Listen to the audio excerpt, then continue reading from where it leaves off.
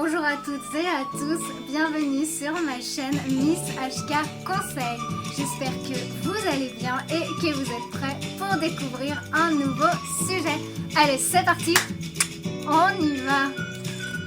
Aujourd'hui, nous allons parler de la jalousie. À quoi sert la jalousie?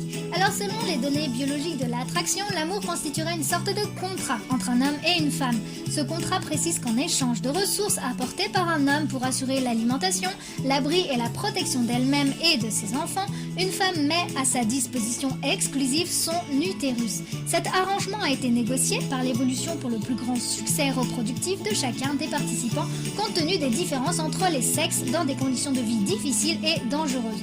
Alors aujourd'hui, bien évidemment, les conditions de vie ont changé. Les femmes ne dépendent plus automatiquement des hommes pour leurs ressources et, fort heureusement, une mère célibataire ne se trouve pas automatiquement en situation de danger.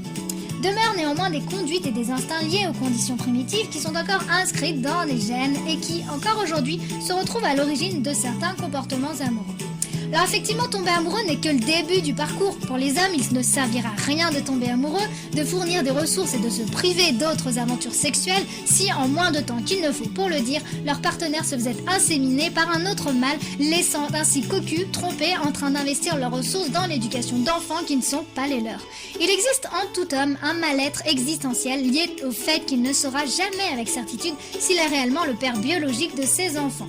Aujourd'hui, dans une société qui prône la générosité et où l'adoption est valorisée à juste titre, de telles inquiétudes paraissent injustifiées, mais en termes biologiques, cela reste une question essentielle. Pour la femme, l'enjeu n'est pas le même, mais l'idée de perdre les ressources que représente l'homme de sa vie continue à la rendre anxieuse. Dès lors, entre euphorie et déprime, les deux partenaires restent toujours vigilants sur le comportement de l'autre. Alors maintenant, on a fait une petite étude, c'est-à-dire que sur 173 étudiants et 66 adultes âgés de 30 à 65 ans, la moitié, c'est-à-dire 50% exactement, des participants hommes et femmes disaient avoir essayé au moins une fois de séduire quelqu'un qui était déjà dans une relation stable et 85% des hommes et des femmes disaient avoir été l'objet de tentatives de séduction. Autrement dit, le jeu de la séduction ne s'arrête pas quand on est en couple. De ce fait, ça induit donc chez les deux sexes un certain nombre de mécanismes destinés à prévenir le départ du partenaire. Alors il y a d'abord la vigilance, une méfiance sous-jacente mais permanente qui permet de surveiller l'autre de très près. Ensuite, une grande sensibilité à tout indice permettant d'anticiper sur une perte potentielle ou imminente. Et enfin, tout un répertoire comportemental de tactiques pour empêcher l'autre de partir. Quand je parle de répertoire comportemental, en fait, c'est 19 tactiques, il y en a 19 tactiques c'est les principales, 19 tactiques de rétention les plus employées chez les couples mariés. Si ça vous intéresse, laissez-moi un commentaire et je vous donnerai ces tactiques-là. Donc ces 19 tactiques, c'est un répertoire comportemental de tactiques pour empêcher l'autre de partir. Ces différents éléments, bien sûr, composent l'ensemble de ce qu'on appelle la jalousie. Alors maintenant, y a-t-il une différence entre la jalousie masculine et la jalousie féminine? On va voir ça. L'intensité du sentiment et des comportements de jalousie n'est pas la même pour les hommes et les femmes. On peut l'expliquer en termes biologiques. L'infidélité du partenaire n'aura pas les mêmes effets matériels sur une femme que sur un homme. Avoir l'exclusivité de sa femme est primordial pour l'homme. S'il devait la partager, il risquerait de perdre la possibilité de se reproduire. En revanche, si une femme devait partager son mari avec un autre, elle vivrait peut-être moins bien, mais la survie de ses enfants n'en serait probablement pas compromise. Cette différence conduit à penser que la jalousie masculine et la jalousie féminine sont différentes par nature, puisque la valeur des enjeux est différente.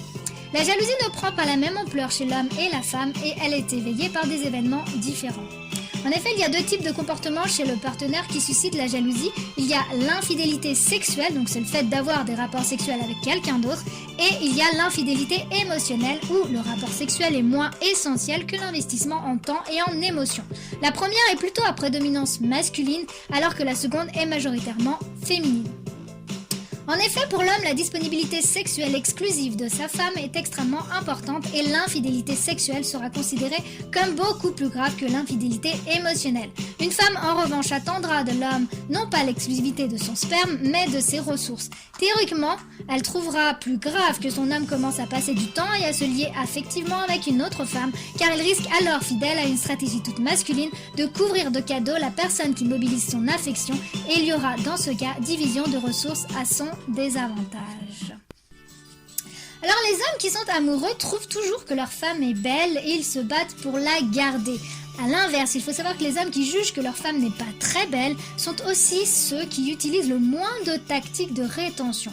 On peut donc dire qu'un homme n'est plus amoureux de sa femme non pas parce qu'il n'essaye pas de l'empêcher de partir avec un autre homme, mais parce qu'il juge qu'elle n'est pas belle. La perception de l'autre étant modifiée par l'état amoureux sous l'influence probable des messages chimiques, demander à un homme si sa femme est belle revient à lui demander tout simplement s'il est amoureux d'elle.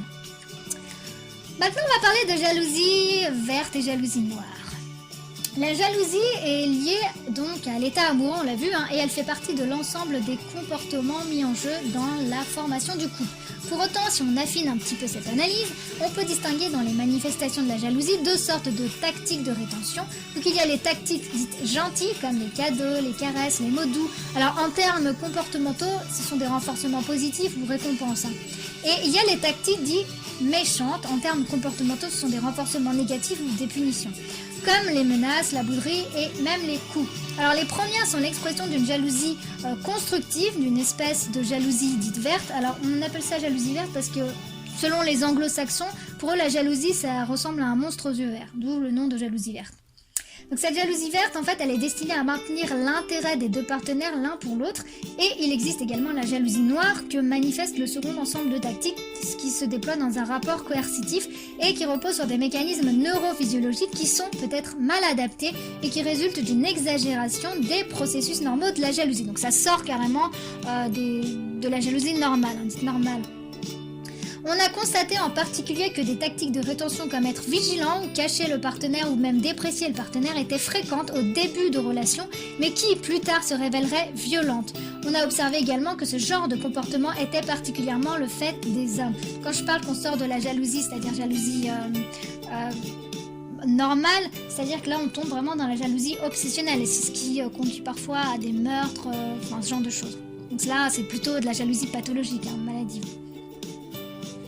Maintenant, pour terminer, il faut savoir que la durée on va parler de la durée d'une relation, la durée d'une histoire d'amour chez l'humain en fait est estimée de 18 à 36 mois, ce que les chercheurs cyniques apparentent au temps nécessaire pour mettre au monde un enfant et l'élever. Alors il est entendu qu'un couple peut durer bien au-delà, rassurez-vous, bien au-delà de cette limite, par le biais d'un renforcement du lien, une gestion sur le long terme avec une transformation progressive des rapports. Il y a une gestion du couple que nous verrons dans la prochaine partie, donc je ferai effectivement une autre vidéo sur ce sujet-là. Mais en gros, tomber amoureux correspond à une période limitée, intense, émotionnelle et excitante qui dure dans la vaste majorité des cas à peu près à 3 ans. Cette période de 3 ans est une sorte de minimum nécessaire en fait pour la réussite de la mission et tous les moyens sont mis en place pour qu'elle soit efficace. Quand je parle de la réussite de la mission, c'est-à-dire c'est le temps nécessaire pour avoir un enfant et l'élever. Cette vidéo est à présent terminée. J'espère que le sujet vous aura plu. N'hésitez pas à me laisser vos commentaires. N'hésitez pas également à liker et à partager. Je vous remercie pour avoir regardé ma vidéo. Je remercie également particulièrement mes abonnés. Si vous ne faites pas encore partie de la communauté HK, n'hésitez pas. Faites le premier pas. Abonnez-vous.